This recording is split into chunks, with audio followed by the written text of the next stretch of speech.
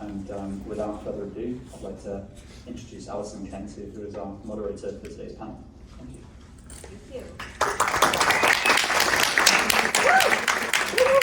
Are we live?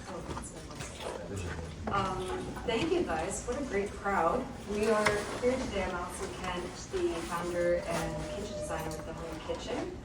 And I found some equally passionate kitchen people to talk about this topic on the chef's kitchen, or kitchen design specific for the home chef. And we have Jonathan Kinney and Maxwell with me, and I'm going to let them introduce themselves because they'll do a much better job of it than I will. Hello, I'm Jonathan Kinney. I am an instructor and co-owner at Northwest Culinary Academy of Vancouver up on Main Street. I've been with them since 2014, and we teach professional chefs, but we found during COVID that we were teaching the home cook more and more and more. I see a bunch of nodding around, but that's it. And so being in a panel like this is, I think, very important to talk to people who work with home cooks every day. Hi, I'm Maxwell. I work for Midland Appliance, and I'm in the designer sales division. I'm a wonderful team back here. Some of you may know if you work with anyone from Midland. I've been in the appliance industry for over 16 years now, and obviously I have a passion for it. I love what I do. It's ever evolving, and it's always exciting. So happy to meet you all. Thanks for coming. Excellent. The three of us could talk forever, for hours, and we're not going to keep you here all day, so I thought I should have some slides to kind of keep us in a particular topic. But we're all very passionate about how kitchen design just really can and needs to evolve beyond what's been standard for people that quite seriously cook. So there's a whole industry out there, a whole kind of design world for people that cook, and it's not so much what we've heard about the chef's kitchen, and a lot of builders and realtors and designers use the term chef's kitchen quite loosely. They put in one nice appliance and suddenly it's a chef's kitchen. But coming from a chef background, I cook quite passionately. I've gone to Northwest for many courses. They can't shake me. And it is quite different because you move around the kitchen differently than perhaps somebody that doesn't cook quite so seriously. It's dimensionally different, it's designed different, like just everything about how you move around the kitchen. We'll get into the whole kitchen triangle thing later, which I say way too much about.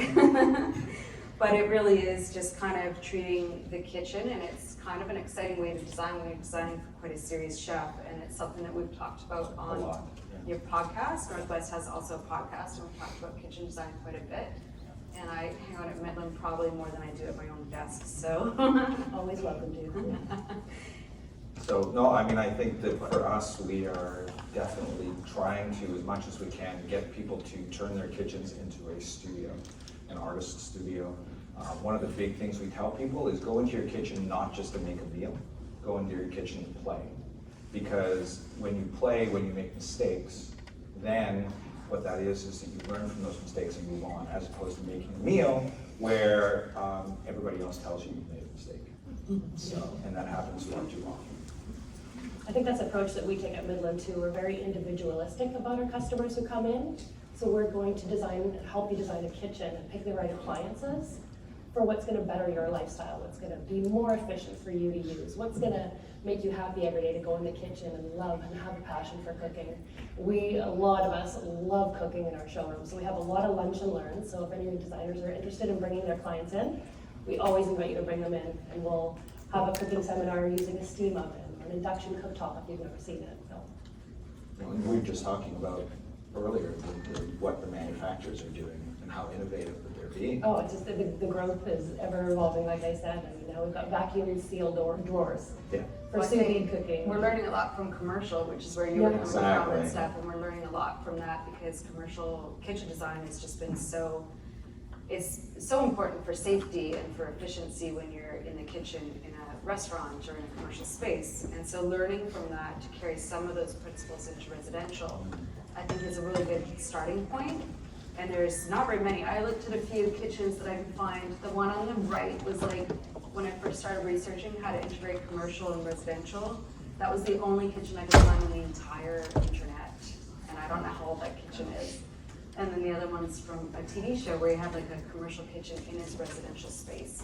And there's anything between that, keeping a very residential look, making it more commercial, but there's still a lot of inner workings in that commercial kitchen for efficiency and safety and things like that you can carry to residential. Well, and to use terminology that we would use in the kitchen around things like mise en place, your setup, making sure that you have the space to be able to access what you're working on rather than constantly having to go to your fridge, constantly having to go to your pantry. A layout design, built-in cutting boards, all these different things that make things much more accessible and allow people to be much more efficient in the kitchen. We've talked a little bit in the past, Jonathan and I have had chats about this quite a bit, about the kind of standard kitchen triangle. The dimensions that were put into place for the kitchens that we know today as like a standard kitchen are at least 100 years old, I think I read, and mostly just made for, not just, but mostly made for housewives that make casseroles. So it's nothing to do with how people cook today. And so the challenge is to maybe perhaps rethink about how we view kitchen design. The triangle doesn't really account for the fact that those three relationships are not equal at all, but the triangle makes them look so. And one of the biggest things learned from commercial spaces is that I think we had a number, it was like up to 80% of your kitchen times actually spent in prep and making that mise en place. And anybody who really enjoys their cooking is going to do that prep time. And 80% of your time is not even showing up in that kitchen triangle. And that's the big problem with watching kitchen shows on TV. All that mise en place is already done for the person that's standing in front of the camera. So you don't get a chance to see a lot of the cutting that's going on. And what that does is it gives a lot of times a misperception to everything that somebody would have to do in their kitchen. And being able to get all your ingredients out, work on a beautiful big cutting board, having all that there in front of you laid out, so when you go to your stovetop, boom, it happens so quickly and efficiently. And you know, so to me, the kitchen triangle involves a workspace, including a cutting board, a stovetop, and a sink. Because the sink will actually make you much more efficient as well, keeping your dishes washed. Not depending on the person, spouse, partner, whoever, to clean the dishes at the end of the night. Things where you can just toss, give a quick wash, and get somewhere in your dishwasher or whatever. Beautiful dishwasher, right? Beautiful Midland dishwasher. And my husband's not allowed to touch the dishes till I'm done because he throws my sauces out halfway through cooking. And Don't that's ask just my not good. husband. He says I always reload the dishwasher once he loads the dishwasher. You like fix Does anyone it, else like do that? rearrange it. Yeah, but- Sorry. And it's that primary relationship, like you just mentioned, of the stove and the prep, because that's almost like 95% of your time now is spent doing that.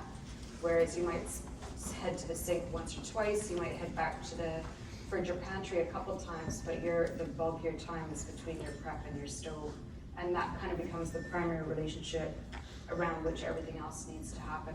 Well, and that comes a lot with planning as well. I mean, you know, there are people that are very good at spontaneously coming up with ideas for what they're gonna make for dinner.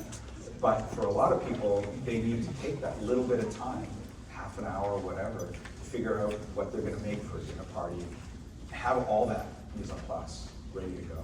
And that's a big challenge. Or if you're a busy working family all week, you know, doing a meal prep. I mean, that's all we do in our house too, right? Yeah. You spend an entire day Yeah. doing everything That's you your need to meal do prep for day your for the week week. ahead, right? Yeah, it needs a significant amount of space, and it's that relationship with the stove. But I'm also kind of challenging, people that are in my kitchen know that I like to turn all the rules upside down. But I want to challenge almost all the dimensions in a residential kitchen, because the 24-inch deep counter is just not useful. Commercial is 36, I think, and I think I've seen residentially, mine are 30, but I think I've also seen residentially up to 33 deep. And it means you have space to work, and like you said, not your tiny little cutting board, but like a decent cutting board and all your prep around you, and maybe some of your tools, like I've got a slide later that kind of brings up your quote that I love about the paintbrushes, like your knives and your spices and stuff. It's like your artist paintbrushes, and they need to kind of be out. They can't be hidden, or you're not going to be creatively the same. So there's having that space. There's the countertop heights, Yeah. which I think hard, yeah, there's, depending on, I mean, the challenge is the number of people of different heights who have to work on the same counter, right? So.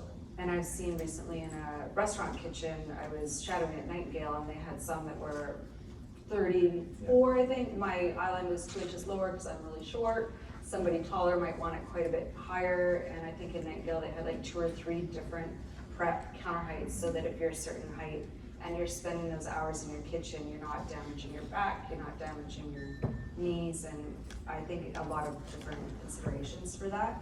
The cabinets below, the appliances aren't there yet, which we have. My fridge was the deepest fridge I could possibly find on the market. Fridges will follow, yeah, usually a standard on the market if you're looking at a freestanding. There's freestanding counter depth, and then there's built-in refrigeration. Built-in refrigeration will always be to a 24-inch depth, which is the standard cabinet base on the market. For now. For now, yes.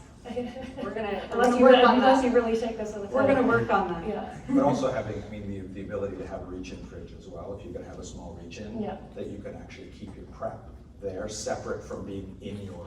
Yeah, in island your- refrigeration and the refrigerator drawers have become very popular on the market for those who do cook and prep a lot in your kitchen. Having those refrigerated drawers in the island are very useful. For me, they would be for juice boxes.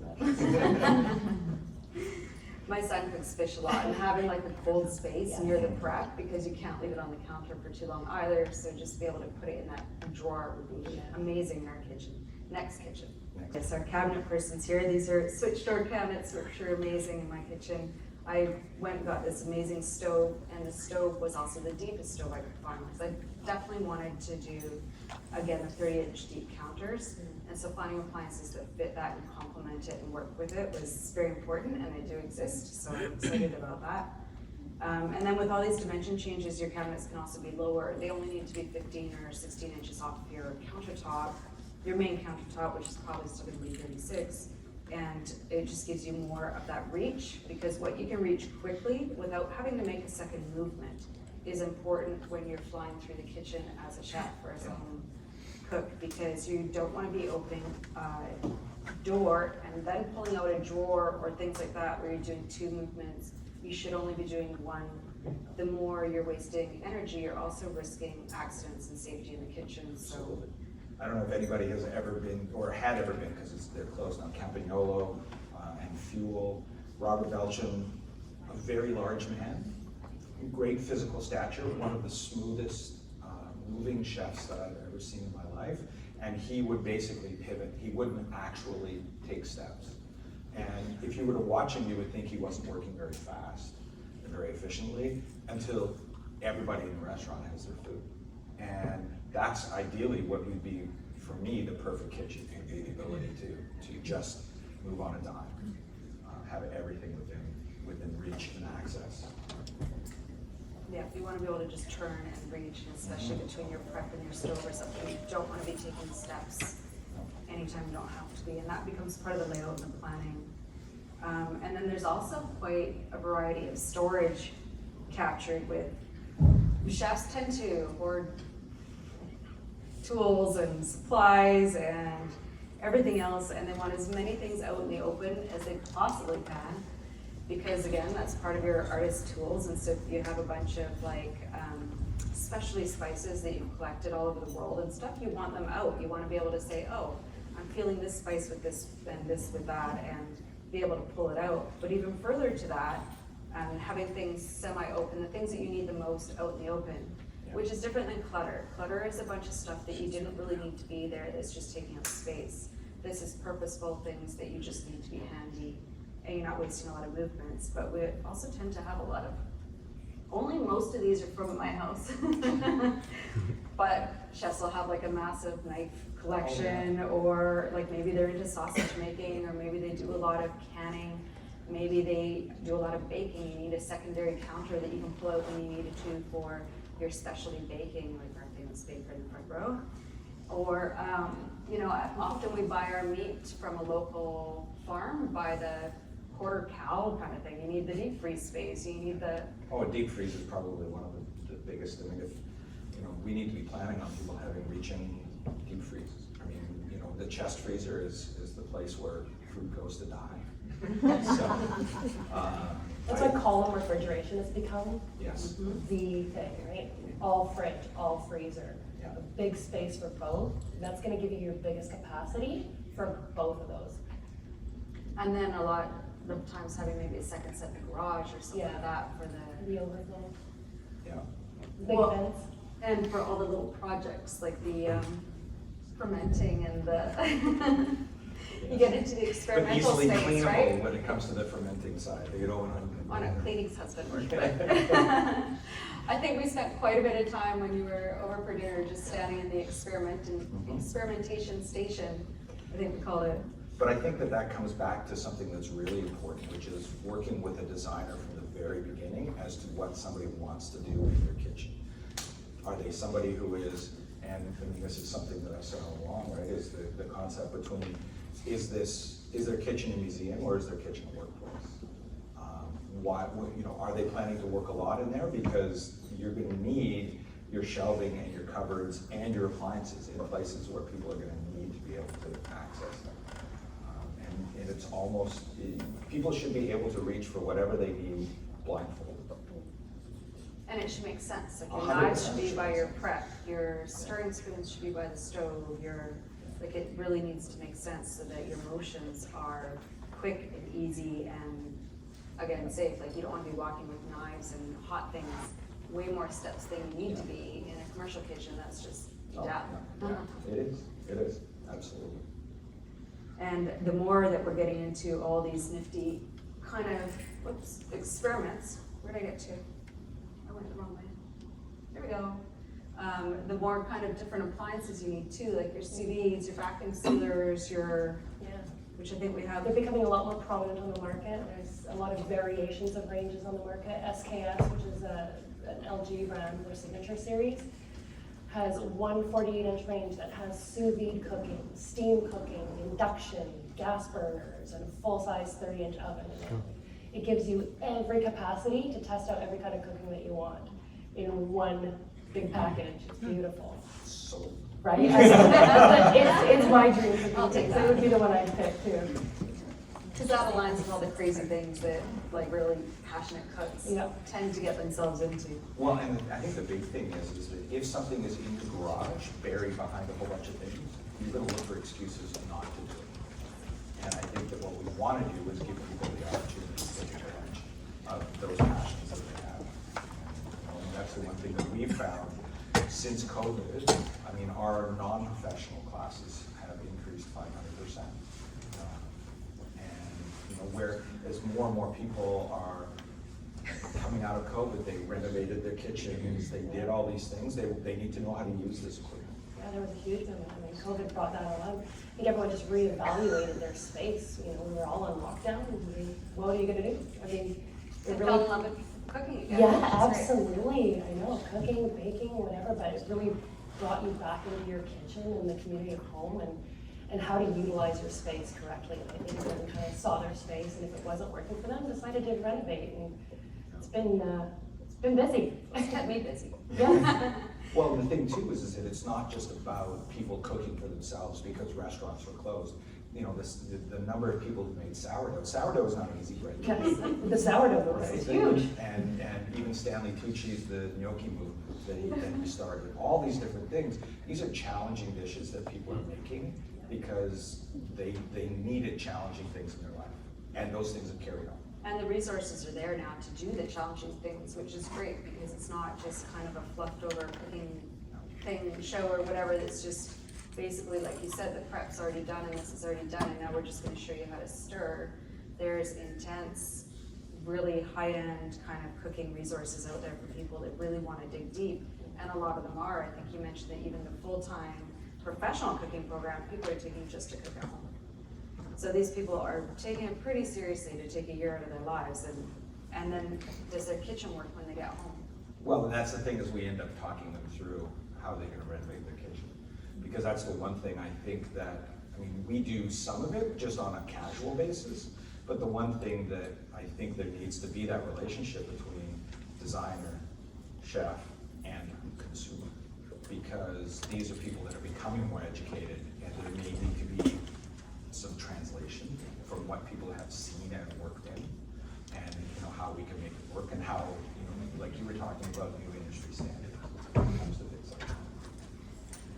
And they're not hard to do if you work with the right people. All of my contractors, when I did my kitchen, were like, well, you can't do that, that's not how it's done. I'm like, well, I am going to do it, and we are going to figure it out. And I did a lot of crazy stuff. I don't have all the photos up, but it was just fighting every little step of the way with almost not my cabinet. Oh, your cabinet? He did everything perfectly. But just fighting with the person building, and even the countertops, like I'm like 30-inch deep countertops, and they would say, no, it's 24. I'm like, no, we're doing 30. And my last kitchen from 18 years ago was 30 inches, and I already knew I loved it.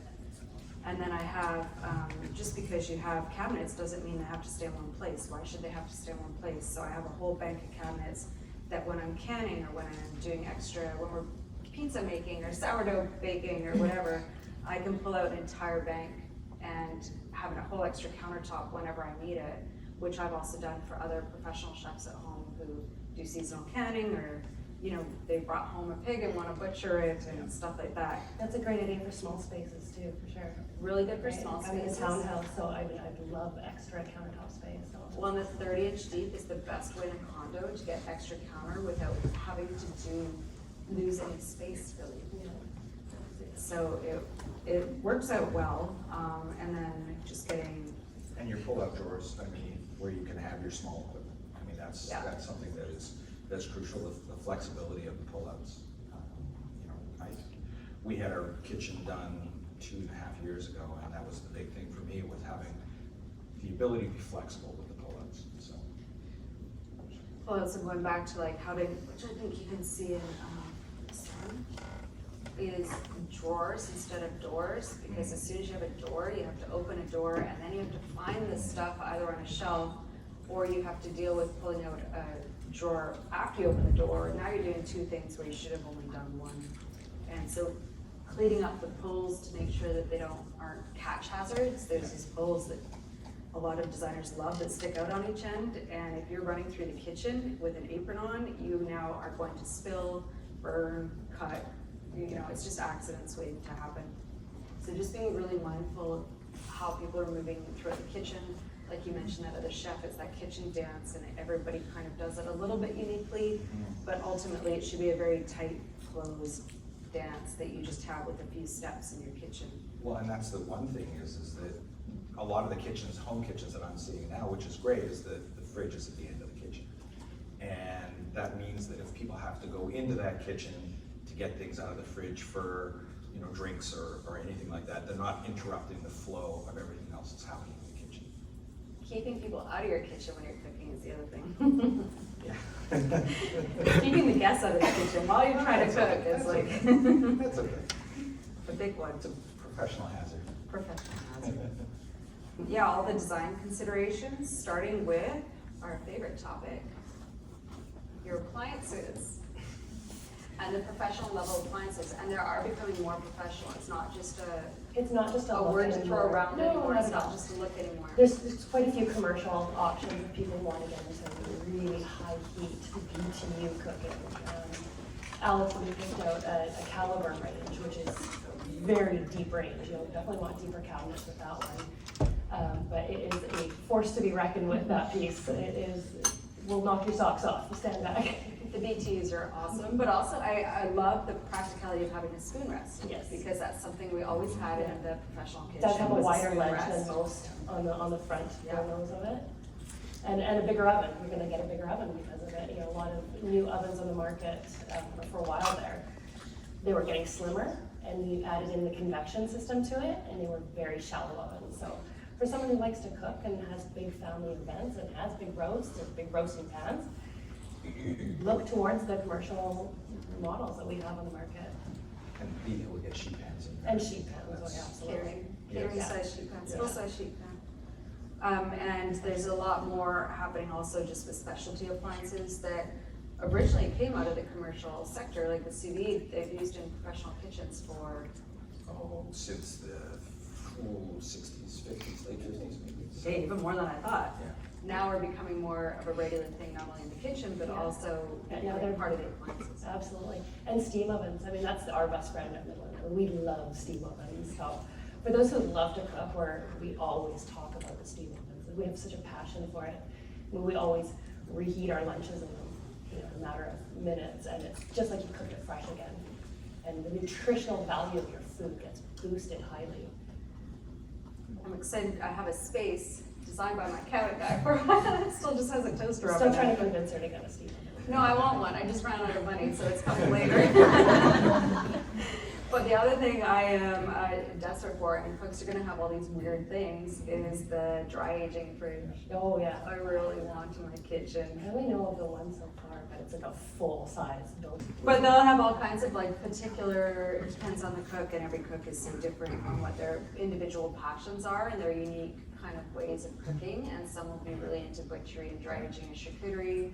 Some will be more into like growing all their own herbs and everything indoors, which now, when I was at the last KBIS, they had all these kind of growing walls that you could put all your herbs on. They had the plum wine holder. The plum wine dispenser, that's also on the high list right now. And Come see me at the Langley store in Midland. I'll show you. all the things. I'll show you my favorite clients. But they're just starting to like you're gonna work, whoever you're gonna work with when you're designing a kitchen for somebody who really passionately cooks, is they're going to have a list of these things that they either want now or want in the very near future, and then working with your appliance professional to figure out what the best options for all those are is gonna be a big part of your design process, because these take up space. Yes. And the more that we have, the more space it takes up and everything else. Can I ask a question about? Sure.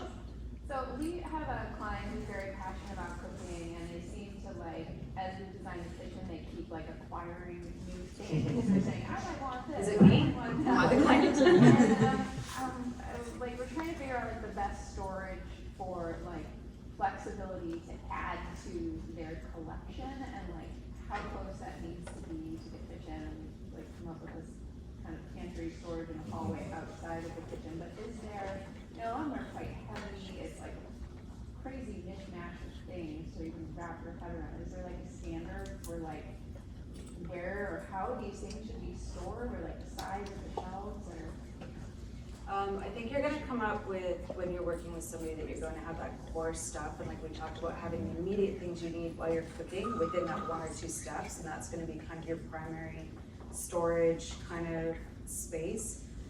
Something like a dry aging fridge could probably be in a whole nother room, because you're going to check it once a week, or so it stays in there for 60 days. So it's not something you need in that first ring. So you're gonna have your first ring, you're gonna have your next ring of stuff that you grab once in a while, and then the other stuff that you don't grab as often could even be in, like we have extra fridges and extra stuff in the garage, so. The other thing that just from a practicality standpoint, is to, if you're putting it in a pantry, having a roll-out cart, that they could basically, whatever they're gonna need, they grab it, they put it on the cart, then they can roll it to wherever they are. Because, thank you, I just thought of it. That's why we have a chef on the panel. But for me, what I would wanna do is, I don't wanna have it out on a counter. I don't wanna have to drag it, pick it up, put it on the counter. Yeah. I wanna have a second tool that's gonna be there, and then at the end of the day, I can roll it back to my pantry, pick it up. I only have to pick it up 2 feet, put it back on the shelf. Which comes back to, just because you have a kitchen cabinet doesn't mean it has to be stuck to the floor. So maybe that kitchen cabinet that he's talking about is over kind of a little bit further away, but today I'm working on A, B, or C, so I'm gonna pull it out and I'm gonna have it immediately where I need it for now. And then I can put it back when I don't need it. I've got a whole bank of mine, so I can push it in when we wanna sit there. We can pull it flush when I wanna use it as a baking cupboard. I don't really bake a lot, so it's my movable piece. And then when I'm making pasta or something, I pull it all the way out, and maybe that's where my natural marble is, that can get patinaed and kind of roughed up, because it's my workstation. It's like more of a workhouse than a pretty thing, workhorse than a pretty thing. But you can, I think there was a quote up earlier that you can always make a working kitchen look pretty, but you can't make a pretty kitchen work all the time. So it's really like, first off, does it work for how you are using the space? And the fun part for a designer about working with serious cooks and chefs is that they are all super unique humans, that you're gonna have a new adventure every time, right? It's a choose your own adventure every single time. It's not just picking a kitchen triangle out of a book and saying this works for everybody, because it just doesn't. But I think about We answer you at all. we start rambling, we could stay up here for 4 hours, so. No, and I think it is just the versatility. It's about, I think what you're saying is somebody who wants to have complete access to their equipment, but not have it shoved in a garage where we'll get, we won't be doing And with the appliances coming out too, there's just always new technologies as well, like technologies really kind of coming into this. There's the one that you sent me, which I have up here. It looks like a hot plate, but basically your phone is making all the cooking decisions, I think is how it was going. The Q cooking. Explain this to me. Yeah, so I have a problem with this. I'm just saying this right now. Taking a bit of the intuition out of it, but. So Q Cooking is designed by Heston, and actually GE just bought the technology from them too. So now the GE monogram ranges are gonna coincide with this Q Cooking pan, which actually communicates with your phone. And it will determine the heat that the pan needs to be based on what you're cooking. It's basically like having a chef in your kitchen tell you this needs to be at this temperature. I'm so sorry for this long. It's completely intuitive. It kind of programs what you're cooking or how you're cooking it, and it changes the temperature of your pan by changing the temperature of what's the element underneath it, how it's cooking it. So technology is crazy. Technology's Yes. coming in. Yes, and now there's whole home systems hooked up to all the appliances. So, the Sub-Zero Wolves will have a home system and let you know if your fridge is open or if your fridge is losing temperature. It's gonna indicate that on your phone for you, right? It takes a lot of worry out of that. It'll let you know if your stove is on. If you're out of the house, you left it running. You can go back and turn it off. Or turn it off on your phone, eventually. Eventually.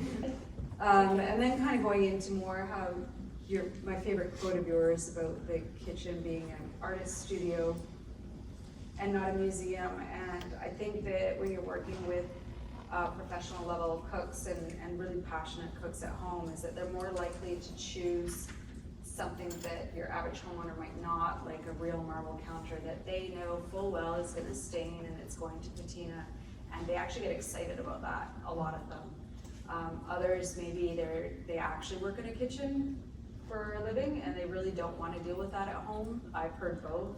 I've heard chef clients say, I don't want to ever clean again once I get home, and I've heard other ones say, I clean every day, I'm used to it.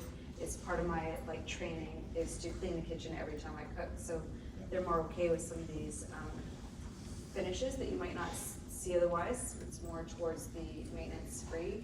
But I think if you're working with a passionate cook, they're more about that butcher block counter or the stainless counter or the Or a good built-in cutting board. I mean, I talked about that earlier, but having that inset cutting board is something that I would love to have.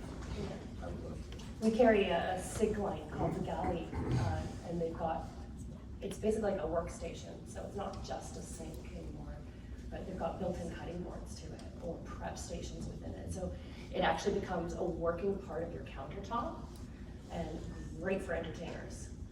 And when you turn the faucet on, you don't even hear it. silence. I love silence.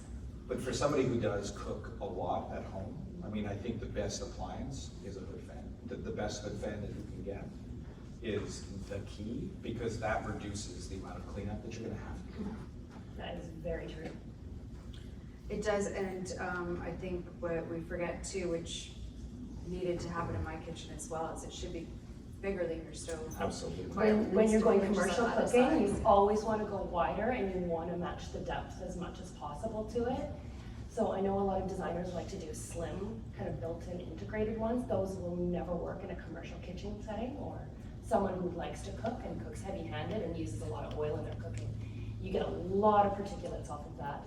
If you don't have the right ventilation system over top of it, you're gonna be cleaning a lot of the time. Especially if all your burners going at the same time, Absolutely. which a lot of people do. They're like multiple things happening all at the same time. Yeah. Well, and especially if you have water boiling while you have oil vapors in the air, so then what's gonna happen is that if it doesn't get sucked up, then that's gonna really, really do a number on your counters and your cabinets. Well, your finishes. The other one that gets me, which you see a lot of, is all these cute little backsplash tiles that go all the way down to your wet zone. With all that goes grout lines just sitting there in your wet zone, so just maybe carrying your countertop material up an inch or two just to protect the bottom of those beautiful tiles. Things that are just gonna take a beating in the kitchen, like as a cook, and you're used to being, like you said, very strong-handed, and so that cast iron is like, you're pushing it back and forth against the grates on the stove, and you have to make sure that that stove is going to measure up to how you're gonna cook a lot of those foods, and matching up the cabinetry and the finishes to all of those movements as well. And beets and grout don't work. I'll just tell you. Beets. Beets, vegetable, because I think if you haven't got perfectly treated grout, I mean. Spaghetti sauce, any beets, stuff, grout, yeah. no. Do you have any last comments before we open up for some questions? No. We're good? Okay, questions? I can't see anybody with their glasses on. Go for it. With the latest requirements for Vancouver banning gas, so it's like the number one question that I get from clients and stuff. So how is that evolving with commercial kitchen? Because gas is best. And Banning gas is only multi so far, I believe, from what I know of, so it hasn't hit residential. Oh yeah, but it's coming. Yeah, I know, we're bracing Although all the ourselves. chefs at cooking school were on induction when I asked you guys last, at home, not in the. It's something we talk about heavily too, right? You know, in our industry, we talk about induction a lot, right? We're kind of split who likes gas, who likes induction better. Induction is just as efficient. It's electromagnetic cooking that works with a magnetic pot or pan. I don't know if everybody knows what induction cooking is, but your cooking vessel becomes the heat surface. So you're cooking on a direct heat. So it is just as efficient as gas cooking is, but yeah, you're not It's gonna. not as fun. You don't get to move things heavily, right? You can use cast iron pots and pans on these, but the danger of doing so is that it's a ceramic glass top. So That's if you how are you start. shuffling, Exactly. you're gonna scratch the surface of it. I just saw induction in a new restaurant, Whistler Wildwood, with Chef Alex, and they have, their commercial kitchen has all induction. I'm not sure why, or maybe it was municipal again, But there is a flavor, obviously, difference. But I think what you may see is people moving more towards, if gas is banned, then moving more towards barbecue to get some of that flavor. But, you know, again, like you said, as far as efficiency goes, I mean, and, you know, it doesn't look like, you don't get that same distressing patina that you would with a radiant heat. So the glass can actually clean up pretty nicely. It does actually, it does withstand a lot better. Yeah. And if you're not moving anything, and you can get in the habits of doing it. And I would suggest a great cleaner, it's called Barkeeper's Friend. Oh, it's the best. Honestly, yeah. In the cream version, Yeah, not in the powder. Oh, come on, just work on it. Is there another one somewhere in? Yeah. So let's face it, everyone's kind of living in condos nowadays. Like it's very rare to have like a standalone home. So for people who do like multi-res development, what would you say, each one of you, what would you say is the one appliance you guys would include in like a multi-res development? I know what she's saying. Again, well, I know what she's gonna say too. It depends on who's walking in the door, right? But like as a selling point, let's say for Well, developers, that's, you know. Or maybe even an option of like one or two, like a steam oven or Yeah, I mean, I guess it does, I would say speed oven. Speed oven? Speed oven's a big one. It's a smaller cooking vessel, and it's great for small spaces. It's a combination of a microwave and a regular convection oven. It's utilizing the two together to give you half the time of cooking. So that would replace your microwave. That would replace your microwave, absolutely, because you can use it as just a microwave, or you can use it as just an oven. Yeah. Or you can combine the two technologies together and cook in half the time, and it's fantastic. And then you get better results, more to oven cooking results. For me, it's actually not an appliance. It is what I've been talking about already, which is the built-in cutting board into the countertop.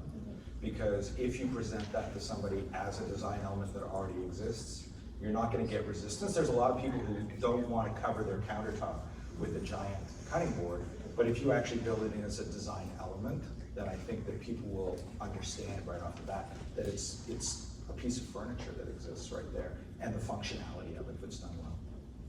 It's cheaper than a speed oven too. Good point. Mine isn't an appliance either, actually. It's that, especially for condo and especially for something like a studio apartment where you can't have a second counter, the 30-inch deep counter absolutely will give you so much more space, because you're always gonna have that stuff, your paintbrushes and your tools at the back of your countertop, but you still have a solid, good piece of space in front of it to work on. And it's workspace, like your countertop is your workspace, so it needs to have that space, right? So even for a tiny studio, I would absolutely do the 30-inch counter.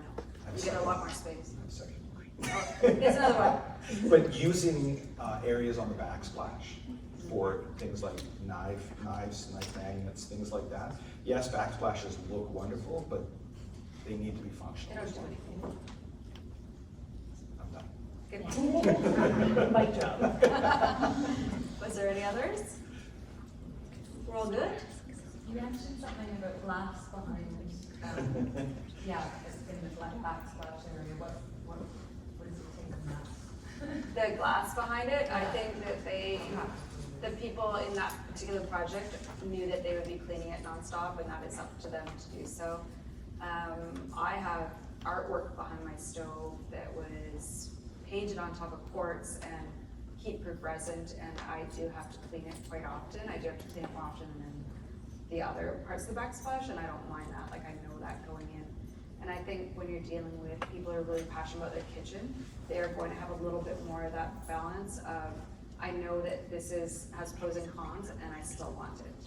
Versus the average homeowner is far less likely to want to mess with some things. Maybe they just don't want the maintenance, maybe they don't use their kitchen enough to care, and you might make different decisions for them, but almost all the chefs that I've designed for, they're like, yes, I know, and I still want it.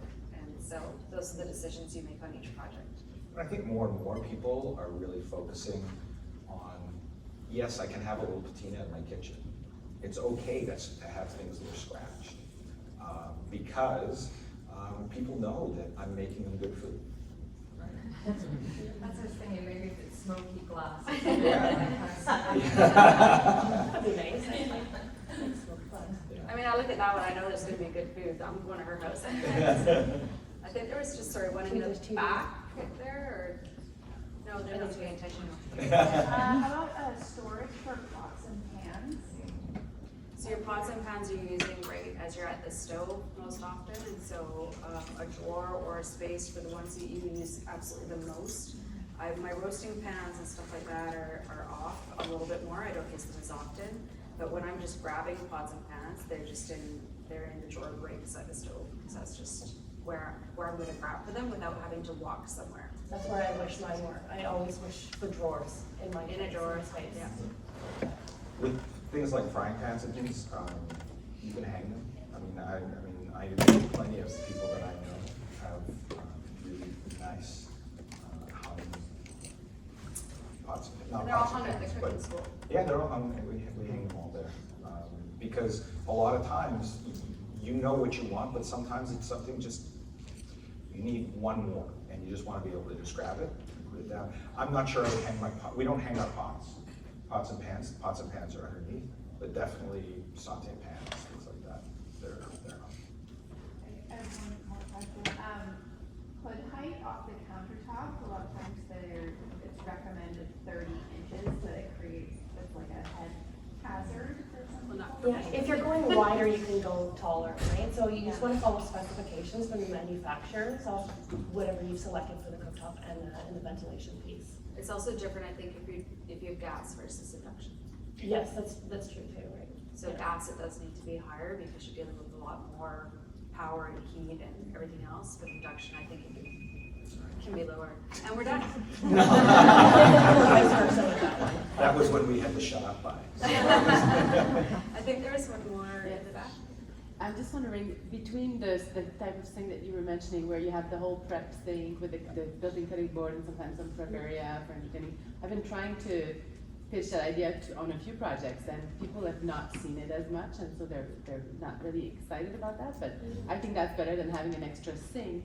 Yeah. To the main sink. Would you agree with that? 100%. I mean, where I am now, we actually condensed from 2 sinks down to 1 tub sink, because that gave us an extra 8 inches of counter space. And to me, counter space is gold. So I think that, and especially with dishwasher technology and all, you don't need to have a double sink anymore. One of the big things for me is when in that tub sink, I would put a large bowl with soapy water in it. And that's where I'll put my Tupperware or anything like that I just need to rinse out, so I don't have a big sink full of water all the time. But I guess the type of thing I'm talking about are the big sort of prep The big- the centers, prep right? centers, Where the you one that might I was have talking like about, the 2 galley or brand 3, one. 2 faucets, and Yeah. do you find that there is that people are warming up to that idea? Yeah, it's definitely a growing interest in those too, for sure. It's taking a long time. It is taking a long time, yeah, and I think there's, Price tag too. yeah, I mean, they're definitely a little bit on the pricey side too. I mean, they do kind of custom sizes for people's homes too. They do corner units too. They do different finishes and whatever different faucet color that you want. So it can be a pricey piece, but it's a very useful piece because it's not taking away counter space. It's becoming part of your working countertop. Talk about not moving, that's. Yeah, Yeah, 'cause absolutely, yeah. But being able to take somebody, so for example, the deep countertops that I love so much, nobody can quite visualize it in their head, so they just like, I take them somewhere where there is one, I'm like, this is what it looks like. Oh, it actually doesn't look that big. I feel good about it now. So being able to go into like a showroom like Midland and be able to say, this is how the galley works, and we can touch it, we can feel it, we can see how it is in place. I think it helps some people visualize and become comfortable with the new idea. New ideas are always tough to get momentum on, but some of us are relentless about them. We have a wonderful design sales team at Midland. There's 9 of us, actually I think maybe 10 now. They're led by Sylvia, who's been in the industry. I mean, she basically was born into the appliance industry, so we all knew about Sylvia when we entered the industry. It was great. But we're on the road. We can come to you. We can go to any store you want. We've got our Vancouver, our Richmond, our new Langley store, and we're opening up in Abbotsford next year as well, which is great. But as a designer, you can either bring your client in or send your client in confidently to us and know that they're going to be looked after. And we'll do full proposals with specifications for you and everything, which is great. But we definitely have a design eye in our team, which is great. There's most of your design team from Midland, so you can back there. They came to support. Midland's been amazing because not only are you getting really knowledgeable people, and when you're dealing with very specific appliances, like for serious cooks, it's not necessarily your average appliance, it's quite specific. You're getting not only that knowledge, but also the service to back it up, which I really appreciate. If anything goes wrong, which it will, everything has something go wrong at some point in time, or just wear and tear, they're so good at those calls. So, Midland, and also take all your picking classes.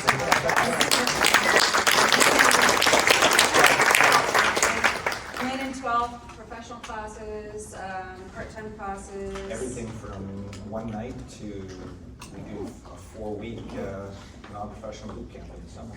And the thing I really loved about Northwest was that it wasn't just teaching you, here's a recipe, we're gonna walk you through a recipe. It was like, this is food, let's teach you how to think about food, and let's teach you how to think far beyond a recipe and become creative with your food, so. And a podcast, The Northwest Method, on Spotify and Apple. Your podcast provider. Which I've been on a few times, it's a lot of fun. And thank you, Allison.